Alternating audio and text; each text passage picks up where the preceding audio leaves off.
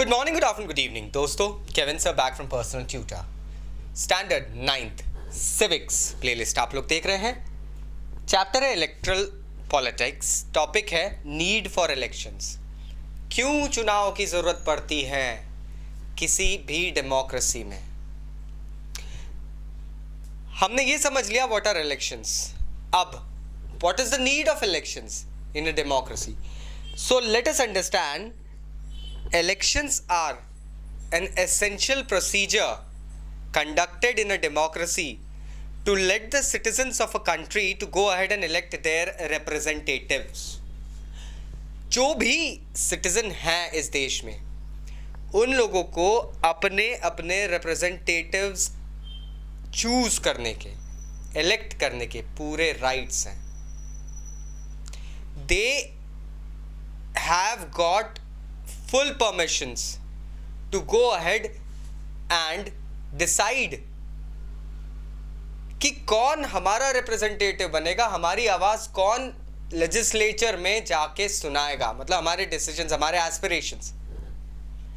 और actually elections का होना काफी हेल्पफुल भी है। Why? Because it solves the problem of assessing people on various thresholds. एक गवर्नमेंट या एक इलेक्शन कमिटी के लिए पूरे देश के कैंडिडेट्स को असेस करना बड़ा मुश्किल हो जाता है।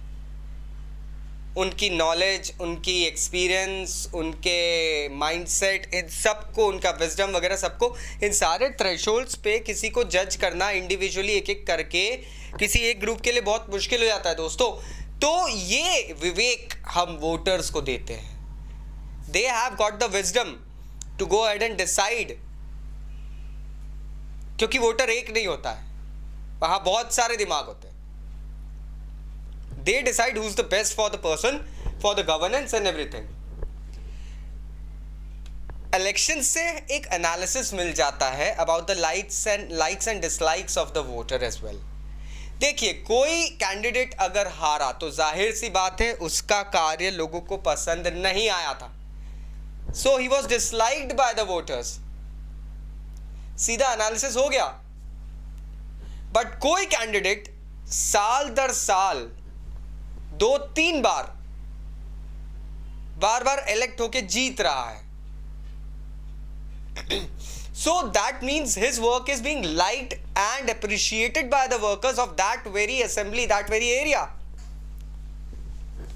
साथ ही साथ इलेक्शंस एक चीज इंश्योर करते हैं कि जो भी इलेक्टेड कैंडिडेट है या रिप्रेजेंटेटिव है, he is performing the work as per the wish of the people who have elected him.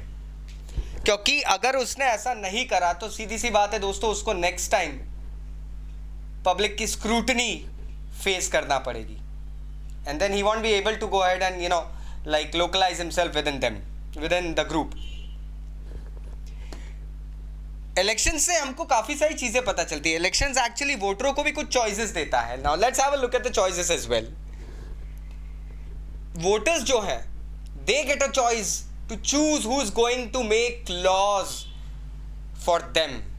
क्योंकि आपने किसी को वोट देके जितवाया, वो जाते हैं असेंबली में, पार्लियामेंट में, वहां जाके वो लोग लॉज बनाते हैं। कुछ भी जो प्रॉब्लम्स होते हैं उसको डिस्कस किया जाता है, अमेंडमेंट्स किए जाते हैं, कॉन्स्टिट्यूशन में बिल्स पास किए जाते हैं। ये करा किसने? आपने उनको वोट देके जिताया। So it is you, it is the voter who is deciding, they are choosing the lawmaker. Finally they are also choosing to about whom is going to govern them।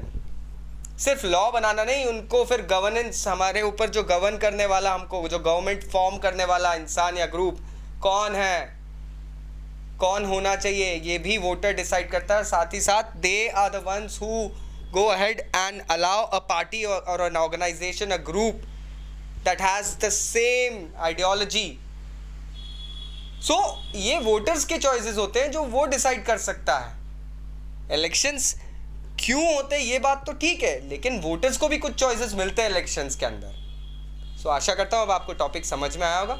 फिर भी अगर कोई doubts है तो नीचे comment box से comment जरूर करना दोस्तों। Thank you very much, take care, bye bye.